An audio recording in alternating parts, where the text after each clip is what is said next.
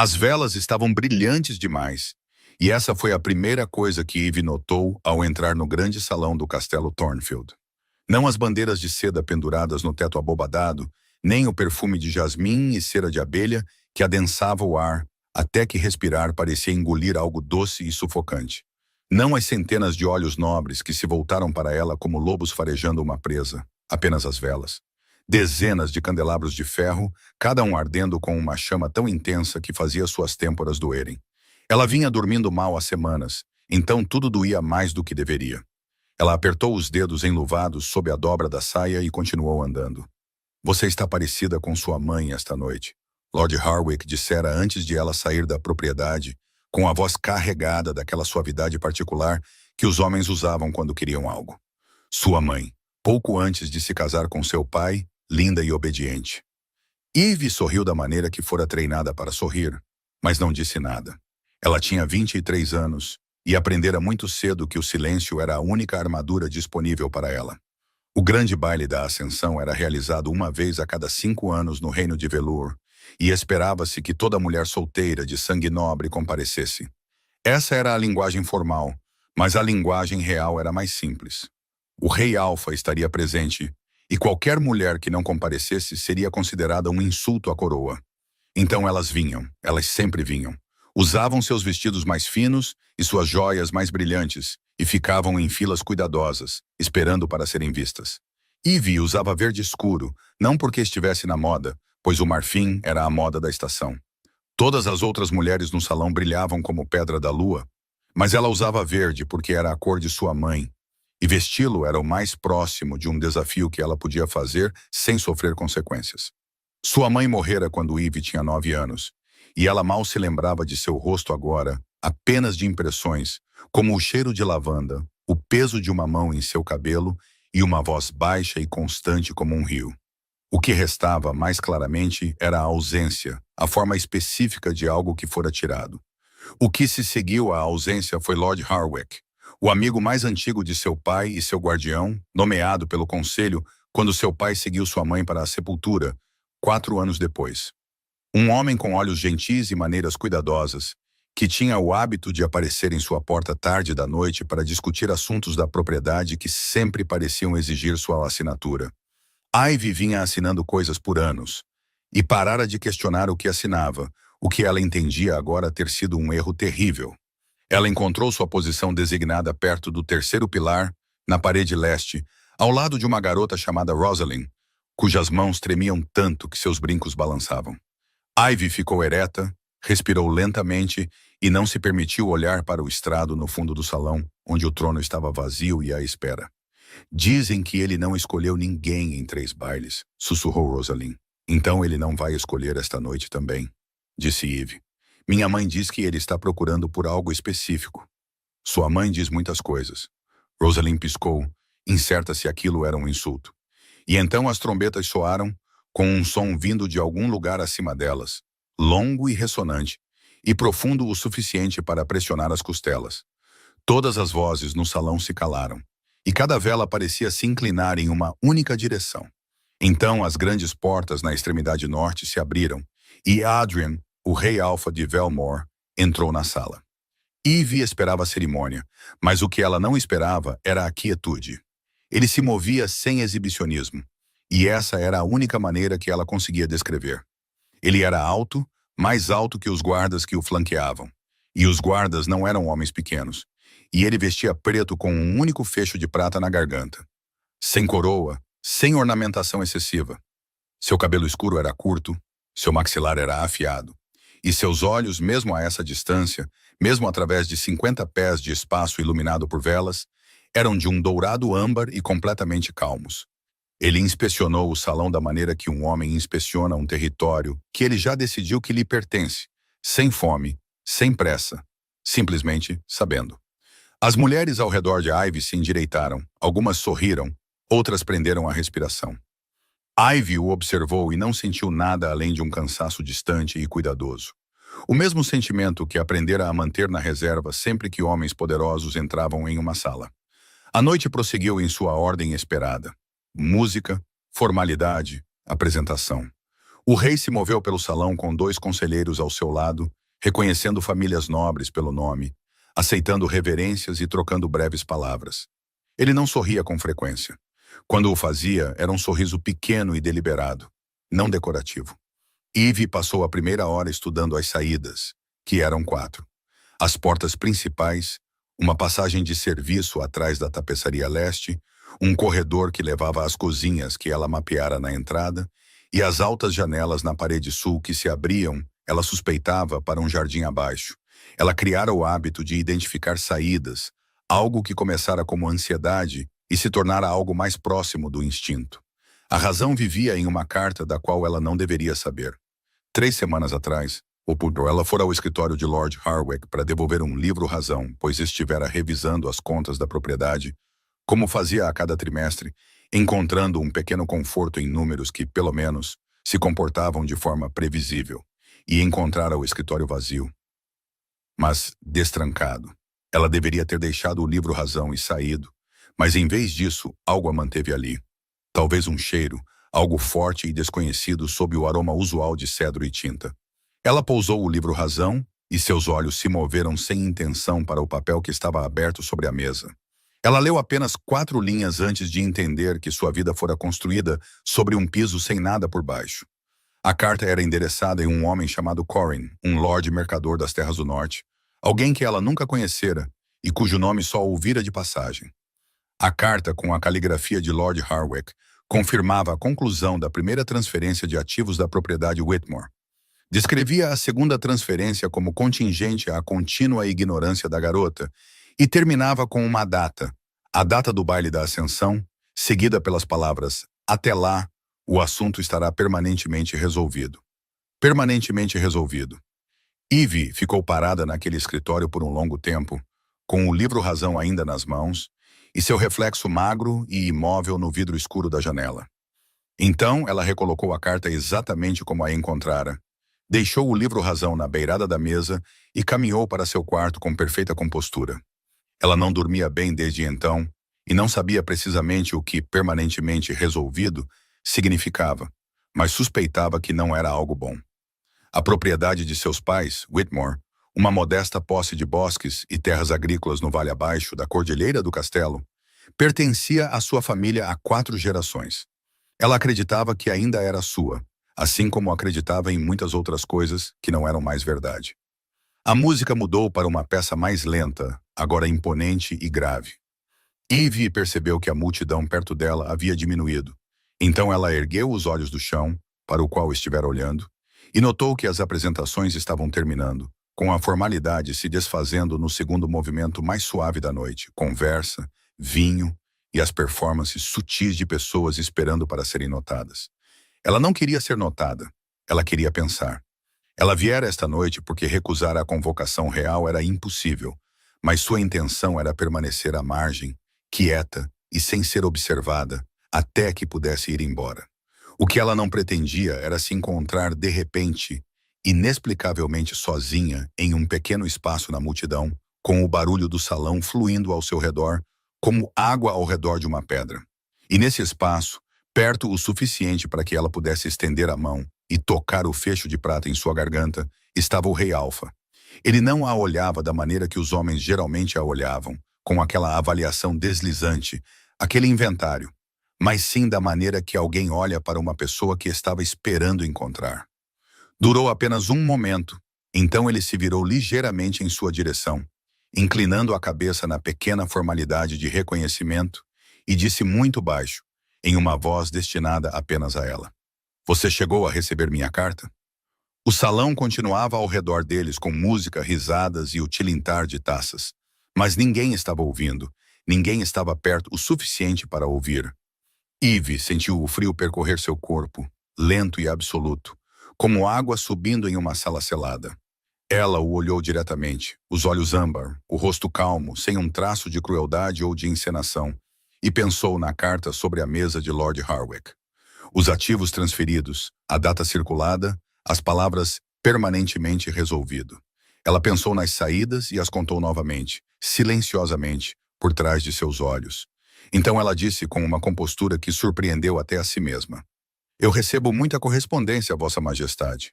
Terá que ser mais específico. Algo mudou em sua expressão, não ofensa, mas algo mais cuidadoso do que isso.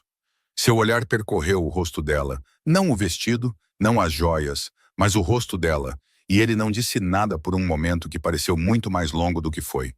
Então, muito baixo, acho que você não a recebeu. E foi então que Eve entendeu que a noite que ela planejara, invisível, cuidadosa e sem intercorrências, já havia acabado. Ela não dormiu naquela noite. De volta à propriedade de Harwick, no quarto estreito que fora seu desde a infância, com a mesma janela com vista para o mesmo pátio cinzento, a mesma rachadura percorrendo o gesso do teto como um rio em um mapa. Ivy deitou-se totalmente vestida sobre a colcha, olhou para cima e pensou na voz do Rei Alfa. Acho que você não a recebeu. Ele dissera isso sem acusação, sem drama, da maneira que um homem afirma algo que já confirmou silenciosamente para si mesmo muito antes da conversa começar. Então seu conselheiro apareceu ao seu lado, um beta esguio com cabelos prateados, e a maneira eficiente de alguém que gerencia grandes coisas, sem parecer fazê-lo. E o rei inclinou a cabeça em sua direção daquela pequena maneira formal e seguiu em frente, absorvido de volta pela cerimônia como se a troca nunca tivesse acontecido. Mas tinha acontecido. Eve pressionou os dedos contra a ponte do nariz e pensou com cuidado. Uma carta do Rei Alfa, endereçada a ela, presumivelmente, já que ele perguntara a ela especificamente. Uma carta que ela nunca recebera, o que significava que fora interceptada, aberta, lida e guardada por alguém nesta casa. O candidato mais provável não exigia grande investigação. Lord Harwick controlava tudo o que entrava e saía desta propriedade. Correspondência, provisões, visitantes e, nos últimos 14 anos, a própria Eve. Ela se sentou lentamente. A vela em sua mesa de cabeceira havia queimado até o fim. Lá fora, o pátio estava escuro e silencioso, apenas com o som distante dos meninos do estábulo, acomodando os cavalos para a noite, e o movimento suave do vento através do carvalho na parede distante. Ela olhou para as próprias mãos na luz fraca, manchadas de tinta no dedo indicador direito como sempre, finas. Ela não vinha comendo bem. A ansiedade tinha um jeito de se instalar em sua garganta e fazer a comida parecer uma negociação. Ela precisava encontrar aquela carta. O pensamento chegou não com excitação, mas com a clareza fria e específica da necessidade. Ela não sabia o que o rei havia escrito, nem por que ele escrevera para ela. Uma nobre menor, uma pupila órfã, uma garota cuja falta a corte não notaria. Mas o fato de Harwick ter guardado a carta significava que ela continha algo que Harwick não queria que ela tivesse. E dado o que ela lera naquela mesa 3 semanas atrás, as transferências, o Lorde Mercador, a data, as palavras permanentemente resolvido, ela não podia se dar ao luxo de deixar qualquer informação por coletar. Ela se levantou, pegou o castiçal e foi até a porta. A casa estava adormecida. Essa era a vantagem de ser considerada insignificante. Ninguém pensava em observá-la de perto. Os criados presumiam que ela era obediente e Harwick presumia que ela era ignorante. Ela passara anos permitindo que ambas as suposições se mantivessem, sem nunca entender completamente, até recentemente, que estava silenciosamente construindo algo dentro daquela ignorância. Uma paciência, uma precisão, um olho para detalhes que não tinha para onde ir.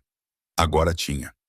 Ela se moveu pelo corredor em silêncio, seus pés de chinelo não fazendo som no chão de pedra, passando pela tapeçaria da caçada da fundação, pela porta do solar superior, descendo a escada dos fundos que cheirava a cinza fria e lã velha. O escritório ficava no térreo, na ala leste, ao lado da sala onde Harwick guardava os livros-razão da propriedade que ela vinha revisando por anos, obedientemente, nunca perguntando por que certas colunas nunca batiam. Agora, ela tinha um motivo para entender o desequilíbrio. A porta do escritório estava trancada esta noite, o que não acontecera da primeira vez. Ele fora descuidado ou confiante, ou ambos.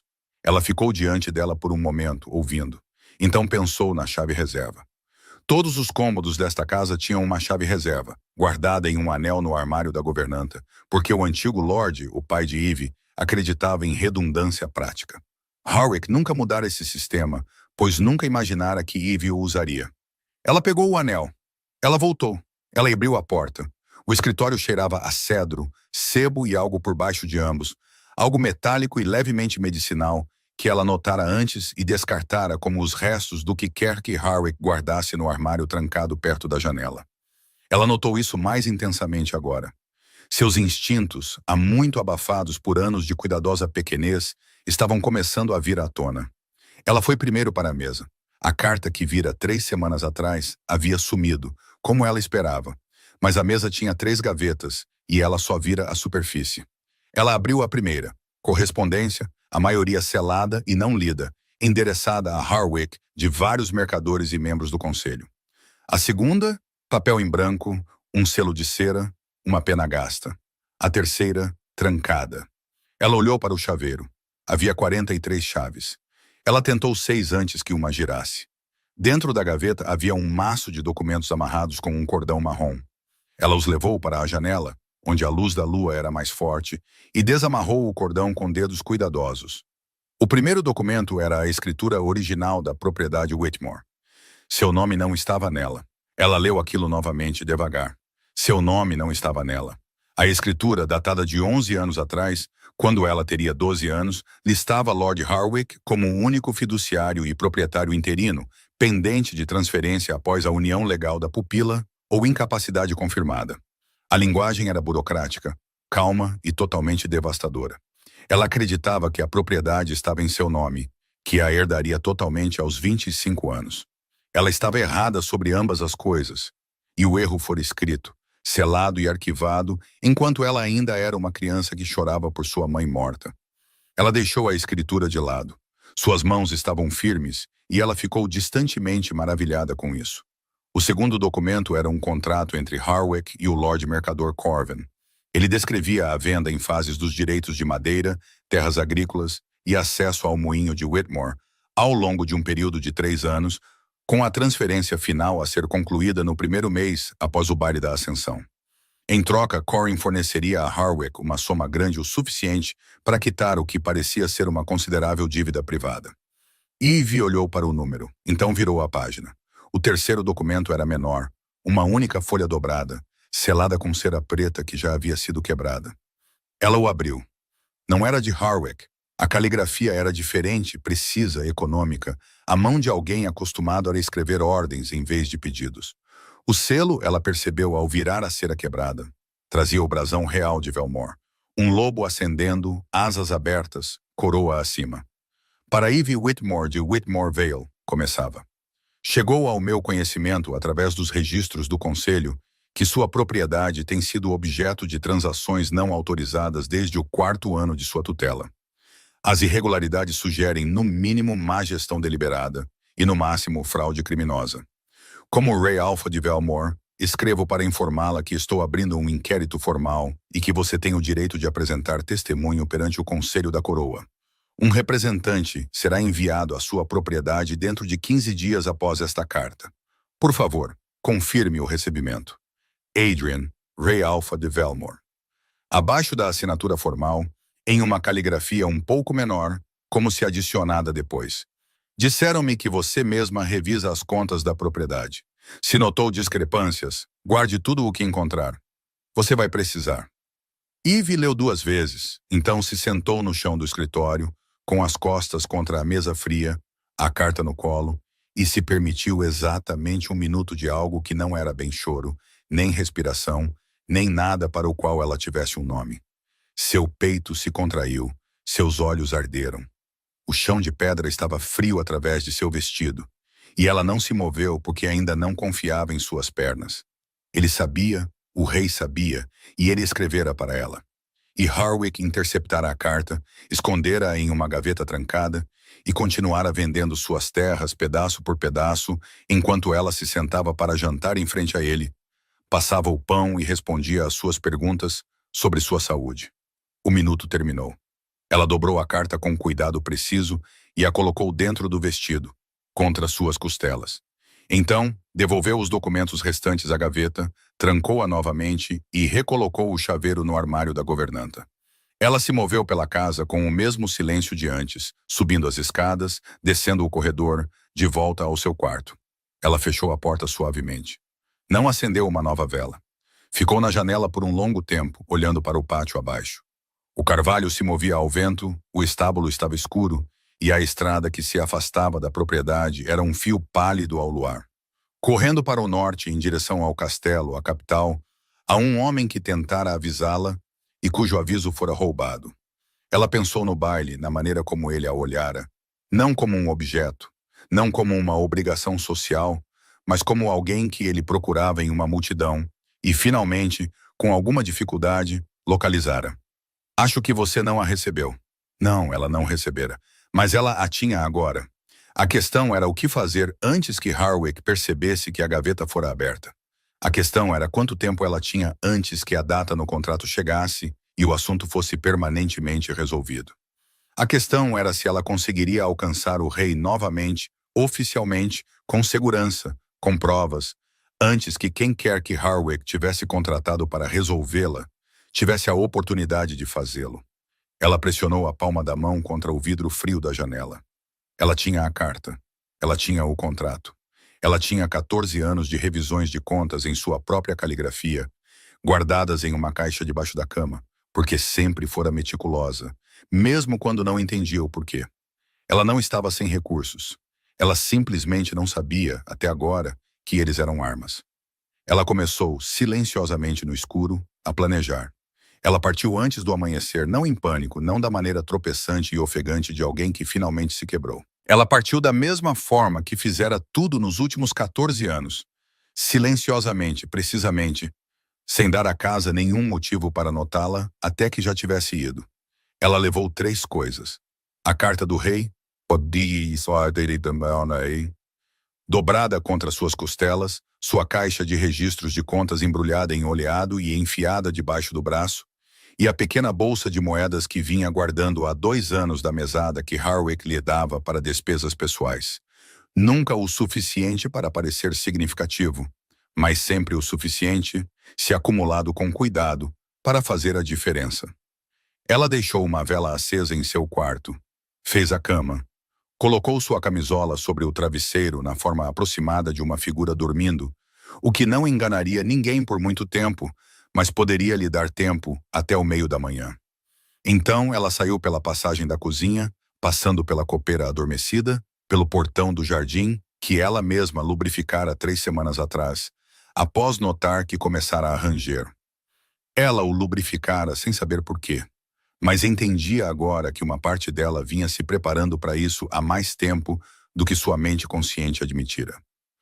A estrada para o norte estava vazia na penumbra cinzenta antes do amanhecer, fria, esburacada pela chuva recente, ladeada em ambos os lados por uma floresta que se aproximava e cheirava a resina de pinho e terra molhada.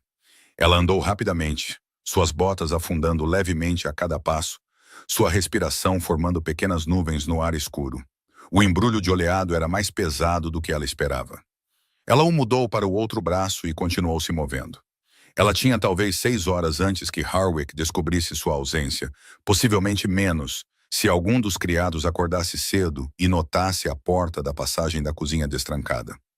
A capital ficava a um dia inteiro de viagem a cavalo, o que significava que a pé, carregando um embrulho, sem um cavalo descansado e sem escolta, ela não chegaria a tempo de fazer algo útil antes que ele enviasse alguém atrás dela. Ela precisava de outra opção. A vila de Crestholm ficava lá 3 milhas ao norte na mesma estrada. Um pequeno povoado de mercado com uma ferraria, um moinho, uma taverna que também servia de pensão e, mais importante, um posto de troca, onde os mensageiros da coroa trocavam de cavalos em suas rotas entre a capital e os territórios do leste. Ela passara por lá dezenas de vezes na carruagem de Harwick, sempre com véu, sempre supervisionada, sempre invisível da maneira que se espera que as pupilas de nobres menores sejam. Hoje ela seria visível. Ela chegou a Crestholm quando o céu passou de preto para cinza pálido, com a primeira fumaça de lenha subindo das chaminés das casas e um cachorro latindo em algum lugar perto do moinho. O posto de troca já estava ativo. Um mensageiro da coroa, com o distintivo manto azul escuro, dava água a seu cavalo no coxo, enquanto o ajudante de estábulo preparava uma montaria nova. Eve parou na beira do pátio e avaliou. O mensageiro era jovem, o que era útil. Cavaleiros jovens, em sua experiência, eram mais propensos a responder à franqueza do que à hierarquia, porque ainda não haviam aprendido a cautela particular que vinha com anos de proximidade da corte. Ela atravessou o pátio. Preciso enviar uma mensagem para o castelo, disse ela, diretamente para o conselho pessoal do rei Alfa, não pelo correio padrão. O mensageiro ergueu os olhos de seu cavalo com a expressão de quem ouve pedidos impossíveis regularmente e desenvolveu uma paciência praticada para isso. O correio real não leva correspondência privada para o conselho do rei, minha senhora. Você precisaria peticionar através do... Meu nome é Ivy Whitmore, disse ela. De Whitmore Vale, o rei abriu um inquérito formal sobre minha propriedade. Ele me enviou uma carta que foi interceptada pelo meu guardião antes que eu pudesse recebê-la. Eu tenho a carta agora e tenho 14 anos de registros de contas fraudulentas para apoiar o que ela descreve. Preciso alcançar alguém no conselho que esteja esperando notícias minhas. Ela disse isso firmemente, sem floreios. Ela ensaiara durante a caminhada, reduzindo-lhe apenas o que era factual e o que importaria para alguém que tinha 2 minutos, um cavalo descansado e um cronograma a cumprir. O mensageiro ficou imóvel. Ele a olhou com mais atenção agora, para o embrulho de oleado, para a lama em suas botas, para as olheiras escuras que 14 anos de tensão e 3 semanas de quase insônia haviam pressionado em seu rosto. Ele estava ponderando algo. Ela podia ver. O inquérito atribuído a Whitmore Vale, disse ele lentamente, foi tratado pelo comandante Aldrich do Conselho do Rei. Eu mesmo carreguei documentos desse inquérito há 2 meses. Então você sabe que ele existe, disse Ivy. Uma pausa. Então ele pegou um pequeno pedaço de pergaminho e um bastão de tinta de viagem de sua bolsa de couro no quadril, do tipo comprimido que os mensageiros da coroa carregavam para documentação de campo. Ele o estendeu. Escreva o nome e a natureza do seu pedido, disse ele. Vou entregá-lo pessoalmente ao comandante Aldrich quando chegar à capital. Eu paro lá antes do posto leste. 4 horas. Ivy escreveu rapidamente. Nome, propriedade, natureza da documentação fraudulenta, confirmação de que ela possuía a carta original do rei. Ela devolveu. Ele dobrou e pressionou seu próprio selo, pequeno e azul, a marca do mensageiro da coroa, na dobra. Onde você estará? Ele perguntou. Ela não havia pensado tão longe. Pensou agora, rapidamente. Na taverna aqui, disse ela. Pelo tempo que minhas moedas durarem. Ele assentiu uma vez, montou o cavalo novo e partiu pela estrada antes que o ajudante de estábulo terminasse de trancar o portão do pátio. Ivy ficou no pátio do posto por um momento, com um embrulho de oleado nos braços, o ar frio da manhã se acomodando ao seu redor. Então ela foi procurar a taverna. Chamava-se a Lareira de Ferro e cheirava exatamente como o nome sugeria. Ferro e fogo. E o calor acumulado de anos de cozinha, lã molhada e cerveja derramada. A estalajadeira era uma mulher robusta chamada Marta, que não fazia perguntas desnecessárias e cobrava um preço justo por uma tigela de mingau, um assento no canto perto do fogo e o entendimento de que Ivy seria deixada em paz. Ivy comeu devagar e pensou no que viria a seguir. Ela não podia voltar para a propriedade de Harwick. Aquilo acabara. Tudo o que ela assinara ao longo dos anos, e ela assinara muito, sempre confiando, sempre cuidadosa para não criar problemas, precisaria ser revisado pelo conselho. Parte disso poderia ser reversível, mas parte certamente não era. Os direitos de madeira e as vendas de terras agrícolas para Corinne eram as maiores perdas, mas a propriedade em si, a escritura original, o título da terra, ainda poderiam ser contestados se a fraude pudesse ser provada. Ela tinha a prova no embrulho de oleado. 14 anos de contas em sua própria caligrafia, cada discrepância marcada nas margens em notas pequenas e precisas, porque ela sempre soube que algo estava errado com os números, mesmo quando não entendia o que significava. Ela espalhou alguns dos registros na mesa agora, alisando as páginas com cuidado. O fogo aquecia seu lado esquerdo. Lá fora, a vila estava despertando completamente. Ela podia ouvir a ferraria começando a soar, as carroças do mercado rolando sobre os paralelepípedos, vozes de crianças na viela. Ela trabalhou por 2 horas, organizando os documentos em ordem cronológica, notando quais transferências correspondiam a quais entradas no contrato que encontrara. Quando Marta lhe trouxe uma segunda xícara de chá, sem que ela pedisse, ela tinha um registro claro e sequencial de 12 anos de roubo sistemático. Ela se recostou e olhou para aquilo. Não era nada. Na verdade, era considerável.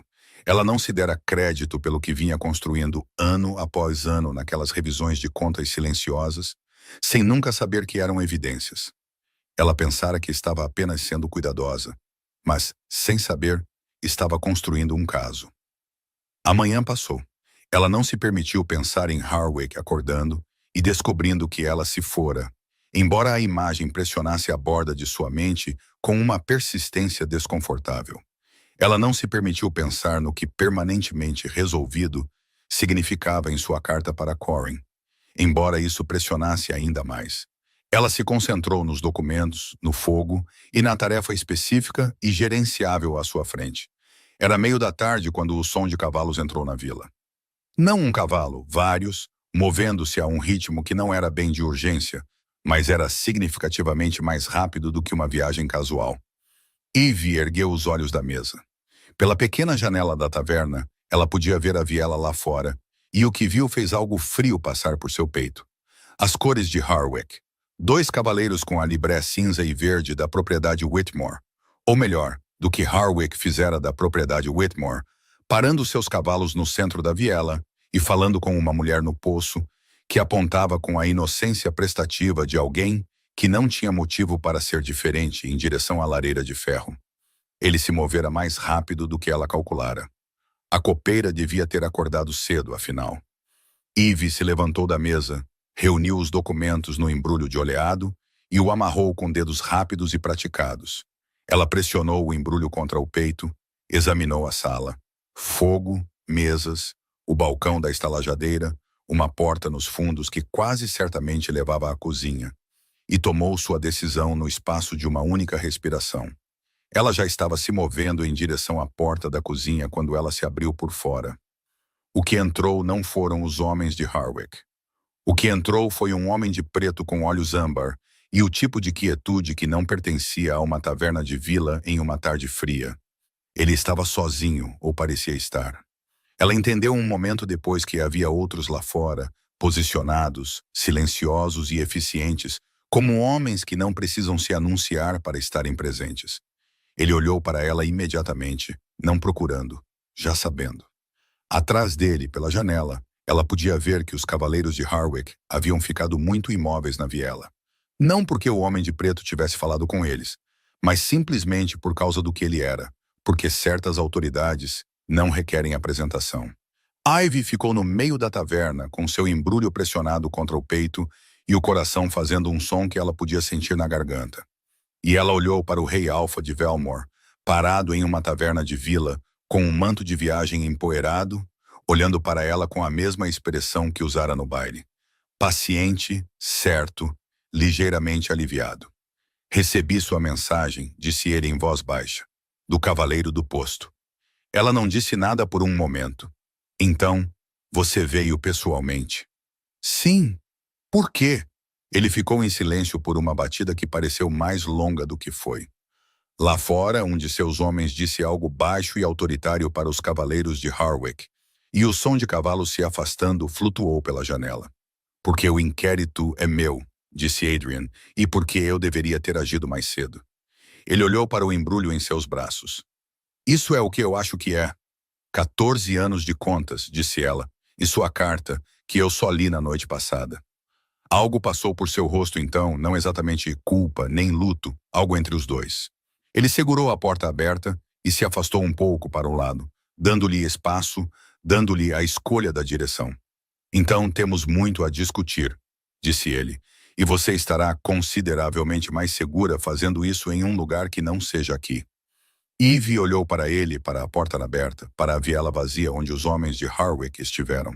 Ela pensou nos registros de contas, na escritura, no contrato, na carta que carregara contra suas costelas a noite toda. Ela pensou em saídas, como sempre fazia. Então ela passou pela porta que ele segurava, para a tarde fria, e não olhou para trás, para a taverna, para a viela ou para a vida que estava deixando para trás.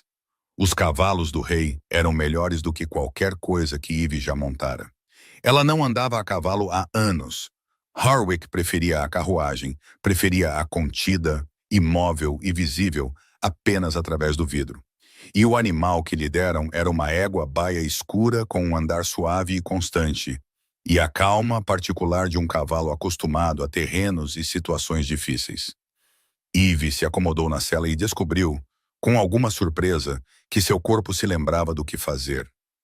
Sua mãe a ensinara, uma das poucas coisas de antes que sobrevivera intacta. Adrian cavalgava ao seu lado, não à frente. Ela notou isso. Ela notava a maioria das coisas sobre ele com uma atenção que não conseguia suprimir totalmente, da mesma forma que se nota um fogo em uma sala que estava fria um momento atrás. Não com prazer, exatamente, mas com uma espécie de consciência involuntária. Ele não se explicara mais na taverna. Ele simplesmente os tirara de Crestholm com uma quietude eficiente, seus homens se dobrando ao redor deles em uma formação protetora frouxa, visível o suficiente para dissuadir e discreta o suficiente para não alarmar. 3 cavaleiros à frente, 2 flanqueando, 1 na retaguarda. Ela os contou automaticamente. Eles estavam pegando a estrada do norte, mas não em direção à capital. Ela percebeu isso após a primeira hora, quando a estrada deveria ter curvado para o leste em direção à passagem terrestre. E em vez disso, continuou subindo para a floresta da cordilheira, com os pinheiros se adensando em ambos os lados, e o ar esfriando e se tornando mais nítido com o cheiro de resina. Esta não é a estrada para Velmore, disse ela. Não. Ele não elaborou imediatamente. Ela esperou, e ele continuou. Há um pavilhão de caça 2 horas mais ao norte. Pertence à coroa, é seguro, tem pessoal, e não está em nenhum mapa que Harwick tenha acesso. Ele olhou para ela brevemente. Pensei que você preferiria um lugar para revisar esses documentos antes de entrarmos na capital. Você precisará estar preparada para o que vem a seguir. Ela considerou aquilo. O que vem a seguir? Uma audiência formal do conselho, testemunho, a apresentação de suas evidências contra Harwick e Corin. Ele fez uma pausa. Não será confortável. Audiências do conselho raramente são, mesmo em casos diretos, e este tem complexidade. Que complexidade além do que eu já sei? Ele ficou em silêncio por um momento, observando a estrada à frente. A luz estava mudando. A tarde se movia para o início da noite, e o dossel de pinheiros transformava a luz de dourada para verde acinzentada. Quando ele falou, sua voz era medida e cuidadosa, de uma forma que lhe dizia que ele estava escolhendo as palavras com intenção. Corvin não é simplesmente um Lord Mercador das Terras do Norte, disse ele. Ele também é cunhado de Lord Apprentice, que faz parte do Alto Conselho. A venda fraudulenta de sua propriedade foi parcialmente projetada para fornecer a Corvin a base financeira para comprar um assento na Comissão de Comércio. Um assento que daria à sua facção uma influência considerável sobre o comércio oriental, incluindo a tributação dos territórios da coroa. Ele deixou aquilo assentar. Harwick não estava simplesmente roubando de você. Ivy, ele estava usando você como um meio para mudar o equilíbrio de poder dentro do próprio conselho. Ela absorveu isso em silêncio. O roubo de sua propriedade, sua casa, a terra de seus pais, a única coisa que permanecera ligada a quem ela era antes que a perda reorganizasse sua vida, fora, de outro ângulo, uma manobra política. Ela fora útil da maneira que uma moeda é útil. Não vista, simplesmente gasta. Ela sabia que a traição era grande, mas não sabia que era tão grande. Você descobriu isso através do inquérito, disse ela. Sim, há 2 meses. Foi quando enviei a carta. Seu maxilar se contraiu muito levemente. Eu não previ que seu guardião interceptaria a correspondência real. É uma ofensa grave. Eu deveria ter enviado um representante diretamente em vez de confiar no correio. Você não poderia saber que ele iria tão longe. Eu deveria ter presumido que ele iria. Ele disse isso sem autopiedade, simplesmente como uma declaração de erro. Eu subestimei o quanto ele tinha a perder. Eles cavalgaram em silêncio por um tempo. A floresta estava densa agora, a estrada se estreitando, o som dos cascos dos cavalos abafado pelo tapete de pinho. Em algum lugar acima deles, um falcão chamou uma vez e se calou. Qual era o objetivo da carta? Ivy perguntou. Se eu a tivesse recebido a tempo, avisá-la, dar-lhe a oportunidade de garantir sua própria documentação antes que alguém pudesse impedi-la e oferecer-lhe a escolha de comparecer perante o conselho voluntariamente, com um advogado, em vez de ser chamada como testemunha sem preparação. Ele fez uma pausa. A escolha sempre foi para ser sua. Ela olhou para ele então, diretamente, pela primeira vez desde que deixaram Crestholm. Ele estava observando a estrada, não ela, o que tornava mais fácil olhá-lo. O manto de viagem se acomodara em seus ombros da maneira específica de roupas usadas sem autoconsciência. Ele cavalgava da mesma forma que se movia pelo grande salão, sem exibicionismo, sem excessos. Ela pensou em escolhas, em quão poucas lhe foram dadas e em quantas ela silenciosamente fabricara para si mesma na ausência de qualquer oferta. Eu revisei sua carta na noite passada, disse ela, e esta manhã organizei 14 anos de contas em evidências sequenciais de fraude. Depois, caminhei 3 milhas antes do amanhecer, convenci um mensageiro da coroa a levar meu pedido ao seu conselho e sentei-me em uma taverna, esperando ser encontrada por seus homens ou pelos de Harwick. Ela fez uma pausa. Eu já tinha feito a escolha antes de você chegar. Ele se virou para olhá-la. Então algo em sua expressão mudou. Não surpresa exatamente, mas algo que a reconheceu como se recalibrasse uma estimativa anterior. Sim, disse ele em voz baixa. Você tinha. O pavilhão era menor do que ela esperava para uma propriedade real, o que significava que ainda era consideravelmente maior do que qualquer coisa que ela conhecera na última década. Paredes de pedra, baixas e grossas, construídas na encosta como se tivessem crescido dela. Um pátio com um poço e 2 cavalos pacientes já estabulados.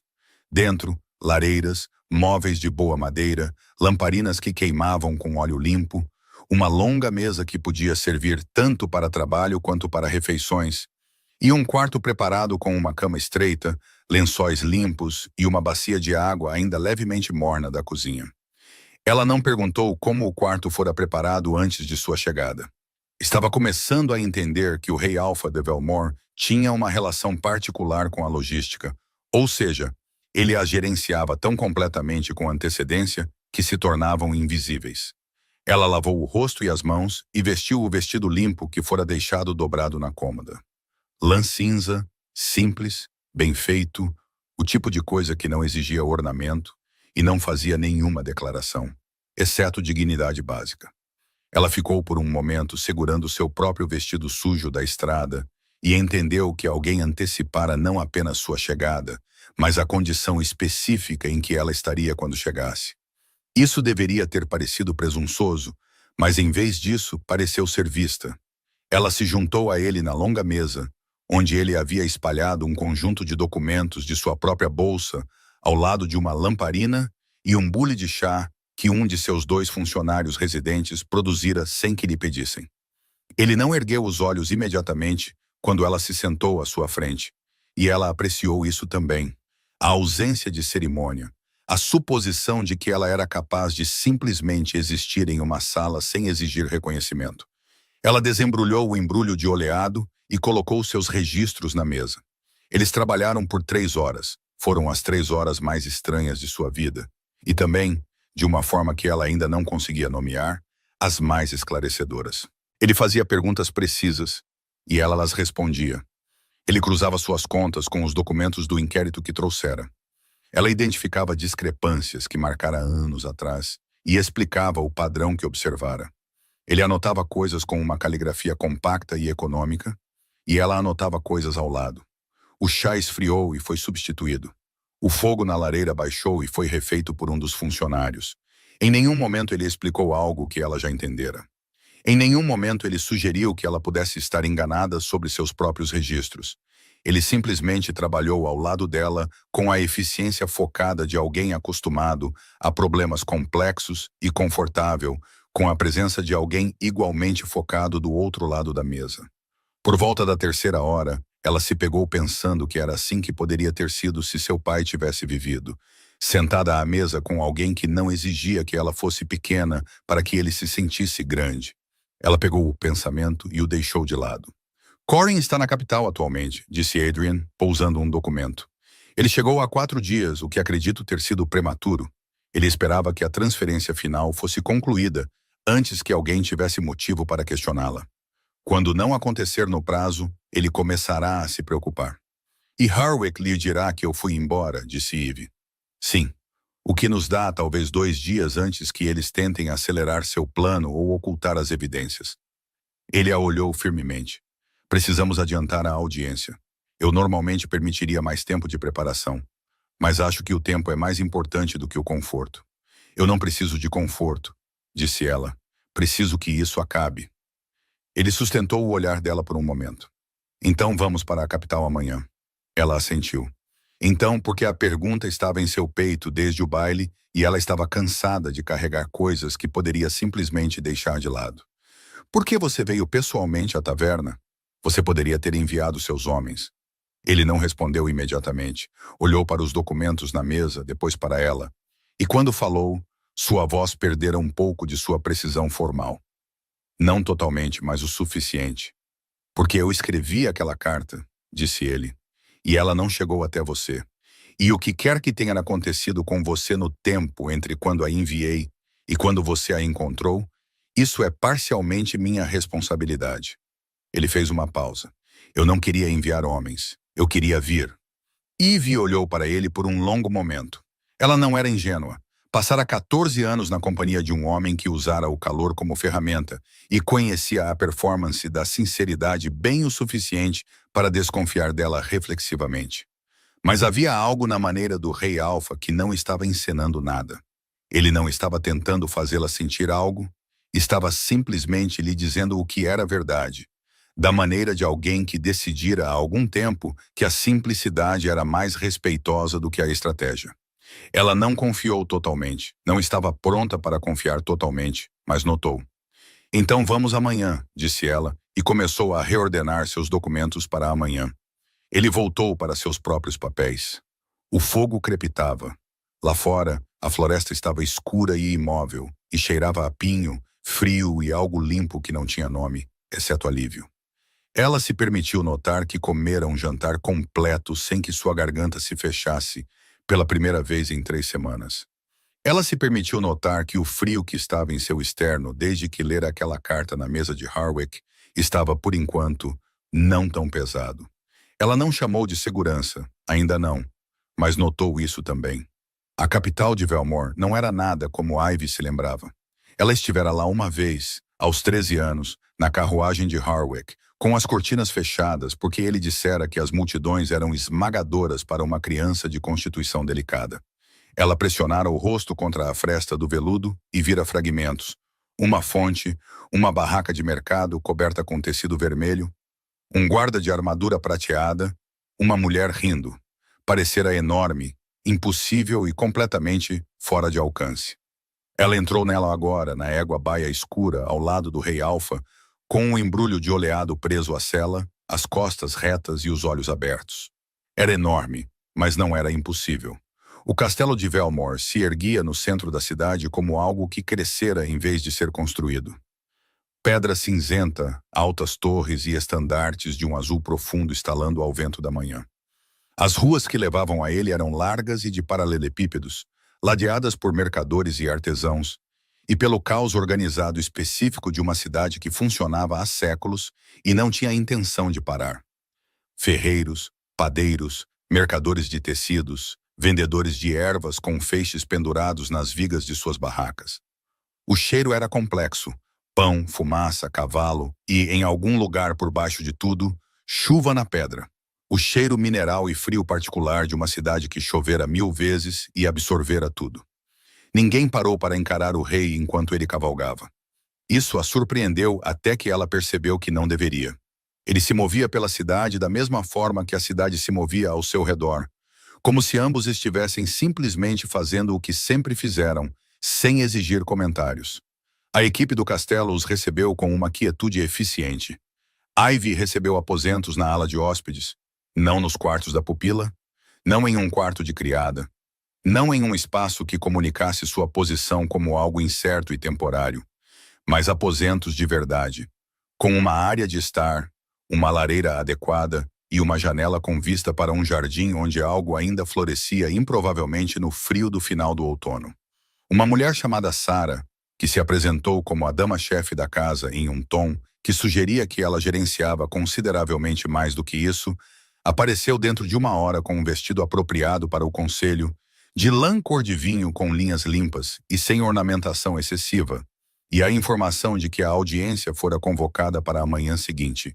"Há algo que você precise esta noite?" perguntou Sarah.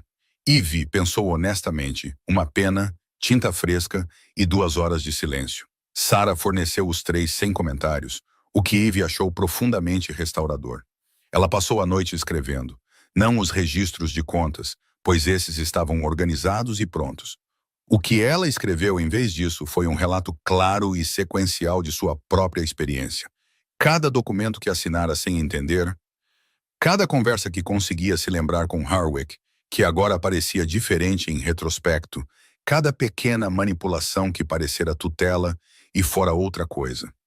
Ela escreveu com a mesma caligrafia precisa que usava para as contas, sem floreios, sem emoção excessiva, simplesmente os fatos organizados na ordem em que ocorreram. Quando terminou, depois da meia-noite, ela releu uma vez. Então, guardou com os outros documentos, foi para a cama e dormiu pela primeira vez em semanas sem acordar. A câmara do conselho era grande, formal e cheirava a madeira velha, cera de vela e a tensão particular de uma sala onde coisas significativas foram decididas por muito tempo. Ivy entrou nela na manhã seguinte e não se permitiu hesitar na soleira. Havia 11 membros do conselho na longa mesa curva. Ela reconheceu Lord Apprentice imediatamente, um homem corpulento com olhos cuidadosos, que tinha a quietude particular de alguém ciente de que seus próprios interesses estavam prestes a ser examinados. Ao lado dele, 2 cadeiras abaixo, sentava-se um homem que ela nunca vira, mas cujo rosto correspondia à descrição que o comandante Aldrich lhe dera naquela manhã em uma breve reunião preparatória. Corvin, Lord Mercador, Terras do Norte. Sua terra parcialmente vendida, seu futuro parcialmente gasto. Ele era mais jovem do que ela imaginara, o que a surpreendeu. Ele a olhou com uma expressão que ela reconheceu. O olhar avaliador de um homem reavaliando se algo que ele descartara como simples era, na verdade, complicado. Ela se sentou na cadeira da testemunha, colocou seus documentos na mesa à sua frente e o olhou firmemente até que ele desviou o olhar. Adrian sentou-se na cabeceira da mesa. Ele não falara com ela esta manhã, além de uma breve e silenciosa troca no corredor do lado de fora, onde perguntara se ela estava pronta, e ela dissera que sim. Ele não oferecera segurança, e ela não precisara. O que ele fizera, e ela só reconheceu agora, sentada naquela cadeira e sentindo o peso de 11 pares de olhos, foi se posicionar em um ângulo onde ela pudesse vê-lo claramente da cadeira da testemunha, não vigiando-a, simplesmente presente. O comandante Aldrich abriu os procedimentos. As acusações foram lidas na linguagem formal da lei da coroa, gestão fraudulenta da propriedade de uma pupila, transferência não autorizada de propriedade nobre, obstrução de correspondência real, conspiração para fraudar a coroa através da manipulação da nomeação da Comissão de Comércio. A linguagem era precisa e fria, e cada acusação pousou na sala com o peso de algo que não poderia ser desfeito por boas intenções. Harwick não estava presente. Ele fora recolhido de sua propriedade naquela manhã por guardas da coroa. Ela soube disso por Aldrich, dito sem drama, como um fato logístico. Ele estava nas celas inferiores do castelo, que não eram exatamente uma masmorra, mas também não eram confortáveis. Ela pensou sobre isso e sentiu algo complexo que escolheu não examinar em detalhes. Ela foi chamada para falar. Falou por 40 minutos. Não se apressou. Apresentou cada documento em ordem, explicou o seu significado e respondeu às perguntas do conselho com a mesma franqueza que usara no posto de troca em Crestholm. Apenas o que era factual, apenas o que podia ser sustentado. Ela referenciou entradas específicas nas contas, leu as seções relevantes do contrato de Corvin, apresentou a carta do rei e explicou precisamente onde fora encontrada e em que condição. Quando descreveu a leitura da escritura e a ausência de seu próprio nome, a Câmara ficou muito silenciosa. Lord Apprentice tentou 2 vezes redirecionar o questionamento para preocupações processuais, a validade de documentos recuperados sem autorização, a ambiguidade dos termos da tutela. Adrian barrou ambas as tentativas com uma brevidade que foi mais autoritária do que qualquer argumento longo poderia ter sido. Ele simplesmente disse na primeira vez: "Os documentos são válidos. Continue." E na segunda vez, Sr. Stratspalm, ontem, nossa vez, sem olhar para Apprentice. "A pergunta não é relevante para o testemunho atual. Você terá oportunidade de falar quando ela terminar." Apprentice não tentou uma terceira vez. Corrin foi questionado separadamente. Depois que Ivy concluiu, ela não ficou para assistir. Aldrich a escoltou para uma sala adjacente menor, com uma lareira, uma janela e uma cadeira, e ela se sentou, olhou para o jardim abaixo, respirou lentamente e esperou. Levou 2 horas. Quando Aldrich retornou, sua expressão lhe disse antes de suas palavras. "O conselho decidiu", disse ele. "Lord Harwick foi destituído de sua tutela e título, pendente de processo criminal. As transferências para Corrin são declaradas nulas e sujeitas à reversão sob a autoridade da coroa. A propriedade Whitmore é restaurada em seu nome, na íntegra, com efeito imediato." Ele fez uma pausa. "Lord Apprentice foi removido do conselho, pendente de investigação de sua conexão com a nomeação da comissão de Corrin." Ivy ficou com aquilo por um momento. Do lado de fora, no jardim, a improvável flor do final do outono, algo pequeno e branco que ela não conseguia nomear àquela distância, resistindo além da estação a que deveria pertencer. "E Corvin?" ela perguntou. "Detido. As guildas mercantes do norte serão notificadas. Suas licenças comerciais estão suspensas, pendentes do resultado do inquérito criminal." Ela assentiu lentamente. Esperava sentir algo explosivo naquele momento. Talvez triunfo, ou a liberação de algo há muito comprimido. O que ela sentiu em vez disso foi mais silencioso. Não decepção, mas como o silêncio específico depois que um som longo finalmente para. A ausência da tensão que ela carregara por tanto tempo que esquecera como era ficar sem ela. Whitmore era dela. A terra de seus pais, a madeira, o moinho e as terras agrícolas no vale abaixo da cordilheira. 4 gerações de sua família devolvidas a ela na linguagem formal da lei do conselho, em uma manhã fria de outono. Ela pensou em sua mãe, na lavanda, na mão em seu cabelo. Permitiu-se isso por um momento em particular, antes de se levantar. Adrian estava no corredor quando ela saiu da sala adjacente. Ele estava sozinho, ou tão sozinho quanto ele sempre estava, o que significava que seus homens estavam presentes, mas a uma distância respeitosa. Ele a olhou com a mesma expressão que ela tentava categorizar desde o baile, aquela que não era nem inventário nem performance. "Acabou", disse ela. "Sim." Ela olhou para ele, para o corredor de paredes de pedra, iluminado por tochas e suportes de ferro, cheirando a madeira velha, frio e o leve aroma de cedro de seu casaco. Ela pensou na carta que ele escrevera, no inquérito que ele abrira sem seu conhecimento, em seu nome, simplesmente porque os números em um registro do conselho estavam errados, e ele decidira que isso importava. "Você começou esta investigação há 2 meses", disse ela, "antes que eu soubesse que algo estava errado, antes que eu tivesse qualquer motivo para contatá-lo. Os registros do conselho mostravam irregularidades. Era minha responsabilidade agir sobre elas. Você poderia ter enviado um escrivão. Eu enviei uma carta. Você veio a uma taverna de vila pessoalmente." Ele ficou em silêncio por uma batida. "Sim." Ela o olhou firmemente. "Por que isso importa para você? Especificamente, não como um rei, como uma pessoa." A pergunta pairou no corredor e ficou lá. Ele não a desviou.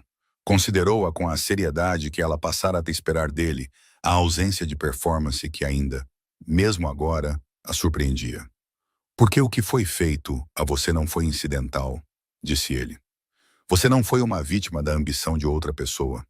Você foi o alvo dela, deliberadamente, sistematicamente, por anos, e você foi deixada sem a informação que precisava para se defender." Ele fez uma pausa.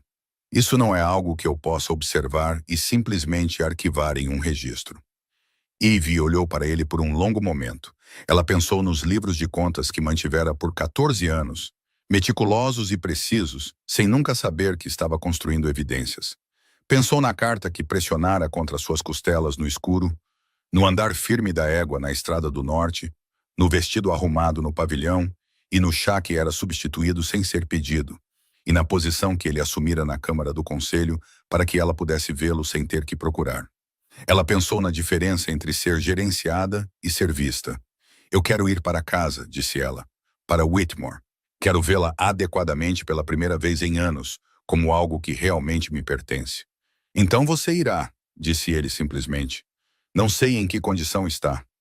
Harwick pode ter deixado as terras agrícolas declinarem se estava planejando vendê-las de qualquer maneira. Meu intendente pode providenciar uma avaliação, trabalhadores se necessário, recursos. Ele disse isso sem fazer parecer um presente, simplesmente um próximo passo lógico, o que ela apreciou mais do que qualquer grande gesto. Ela olhou para ele mais uma vez, então disse em voz baixa, a coisa que mantivera a uma distância cuidadosa por dias. O inquérito o levou aos registros da minha propriedade.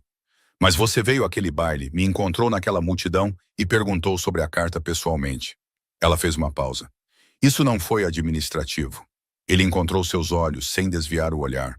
Não, disse ele, não foi. A tocha entre eles crepitou suavemente. Em algum lugar no castelo, uma porta se abriu e fechou. O mundo continuou fazendo o que sempre fizera. Eu não estou pronta, disse ela. Era importante dizer honestamente, seja lá o que isso signifique. Eu não estou pronta. Muita coisa aconteceu muito rápido, e eu confiei nas pessoas erradas por tempo demais, para simplesmente... Ela parou. Eu não estou pronta. Eu sei, disse ele. E então, sem pressão, sem o peso particular de um homem que espera uma resposta diferente. Vá para casa, Eve. Veja sua terra. Deixe as coisas se acalmarem por um tempo. Ele fez uma pausa. Eu não vou a lugar nenhum. Ela olhou para ele por um longo momento. Então assentiu, uma vez, e se virou em direção ao final do corredor, de onde a luz entrava de fora, clara e fria, com o particular branco prateado do sol do final do outono. Ela chegou a Whitmore 3 dias depois. A casa da fazenda precisava de trabalho. O telhado do celeiro leste amolecera durante um inverno de negligência, e 2 das cercas haviam desabado na grama alta. Mas a casa em si estava sólida. Paredes de pedra, janelas profundas, uma lareira grande o suficiente para se ficar de pé. O pomar atrás da casa ainda tinha 3 árvores que não haviam perdido suas últimas folhas, laranja e douradas contra o céu cinzento, resistindo a tudo. Ela ficou na porta da casa que seus pais construíram e respirou o ar frio que cheirava a terra, chuva, madeira velha e o fantasma fraco de lavanda que ela tinha quase certeza de que era real e não inventado pelo luto. Era dela. O trabalho que se seguiu não foi fácil nem rápido. O intendente que Adrian enviou era um homem prático e despretensioso chamado Huit, que avaliou os danos sem exagero e organizou os reparos necessários com competência silenciosa. Trabalhadores locais vieram, as cercas foram reconstruídas, o telhado do celeiro foi refeito antes da primeira neve séria. As terras agrícolas que haviam sido subutilizadas, mas não destruídas, foram avaliadas para o plantio da primavera. Ivy trabalhou ao lado deles, não porque precisava, mas porque o trabalho era dela, e ela estivera ausente dele por tempo demais. Ela dormiu bem pela primeira vez em anos. Comeu sem que sua garganta se fechasse. Acordava de manhã, olhava para o pomar e para o vale abaixo e sentia algo cuja textura quase esquecera. Paz comum, silenciosa e contínua. Cartas chegavam da capital, correspondência legal, principalmente a documentação formal da restauração da propriedade, o andamento dos processos criminais contra Harwick e Corrin. Harwick foi destituído de todos os títulos e posses, sentenciado pela Corte da Coroa a 7 anos nos territórios do Norte, sob exílio supervisionado, seus bens liquidados para compensar parcialmente a fraude. As licenças comerciais de Corrin foram permanentemente revogadas. Ele foi multado pesadamente e impedido de qualquer envolvimento futuro no Conselho. Lord Apprentice renunciou formalmente ao Conselho e se retirou para sua propriedade no campo, o que foi considerado, na linguagem da corte, consequência suficiente para um homem cujo crime foi a proximidade em vez da ação direta. Entre as correspondências legais, A cada semana ou mais, havia outra carta. Caligrafia diferente dos documentos do conselho, precisa e econômica, à mão de alguém acostumado a escrever ordens. Mas nessas cartas, diferente. Não ordens, não perguntas administrativas sobre a fazenda, mas observações sobre a estação, algo que acontecera na capital naquela semana que ele achava que ela poderia achar interessante ou absurdo. Nada que exigisse uma resposta, tudo que convidava a uma. Ela respondeu, lentamente no início, depois com mais prontidão. No meio do inverno, ela lhe contara sobre a lavanda de sua mãe, sobre as 3 árvores no pomar, sobre a primeira manhã depois que o telhado foi consertado, quando ela ficara no celeiro leste, no silêncio limpo de um espaço que não estava mais quebrado, e chorara por cerca de 5 minutos, por razões que não conseguia articular completamente, e depois se sentira completamente bem. Ele respondeu que entendia aquele sentimento específico melhor do que ela poderia esperar. Ela acreditou nele. Ele veio a Whitmore no início da primavera. Ela sabia que ele viria, ele escrevera, mas saber e ver eram coisas diferentes. E ela ficou na porta da casa da fazenda, observando-o descer a estrada do vale com 2 homens a uma distância respeitosa, e sentiu algo se acomodar em seu peito que estivera ligeiramente instável por muito tempo. Ele desmontou no portão. Olhou para a casa, para o pomar, para as cercas reparadas e para o campo arado pronto para o plantio. Então olhou para ela. "Combina com você", disse ele. "Combina", ela concordou. Eles caminharam pela propriedade juntos na luz do final da manhã, o chão ainda macio do último degelo, o pomar apenas começando a mostrar a primeira sugestão pálida de flores. Ela lhe mostrou o celeiro leste com seu novo telhado, o moinho no fundo do campo sul, a antiga pedra de divisa na borda da floresta, onde seu pai gravara seu nome quando ela era pequena. As letras gastas, mas ainda legíveis. Eve Whitmore, sempre. Ela não se lembrava disso até encontrá-lo novamente no outono, limpando a vegetação da cerca. Ela ficara com a mão na pedra esculpida por um longo tempo. Ele ficou ao lado dela agora, olhou para a pedra e não disse nada, o que foi exatamente certo. Eles se sentaram à mesa da cozinha depois, com pão, queijo duro e o último da conserva de maçã do outono que Ivy fizera em novembro, das 3 árvores do pomar. A cozinha estava quente. Lá fora, o vale voltava à vida da maneira pequena e determinada das coisas que sobreviveram a uma estação difícil. "Eu estou pronta", disse ela. Não foi uma declaração dramática, foi simplesmente a próxima coisa verdadeira, dita da mesma maneira direta que ela aprendera a usar quando parou de se fazer pequena. Não porque tudo está resolvido, não porque eu não seja ainda cautelosa, mas porque agora sei a diferença entre alguém que me gerencia e alguém que me vê. Ela fez uma pausa. "Você me vê?" Ele a olhou do outro lado da mesa, os olhos âmbar firmes e quentes na luz da cozinha. "Vejo", disse ele. "Eu não preciso do rei", disse ela. "Preciso do homem que veio a uma taverna de vila pessoalmente." "Eles são a mesma pessoa", disse ele. "Mas eu entendo o que você quer dizer." Ela também entendia. Eles se casaram no final da primavera, no pomar de Whitmore, quando as 3 árvores estavam em plena floração. Pétalas brancas flutuando no vento suave como algo que a estação estava deliberadamente fornecendo. Nenhuma grande cerimônia, nenhum espetáculo da corte, um oficial da coroa, 2 testemunhas e o peso específico e irreversível de palavras ditas ao ar livre, sobre o vale que pertencera à sua família por 4 gerações.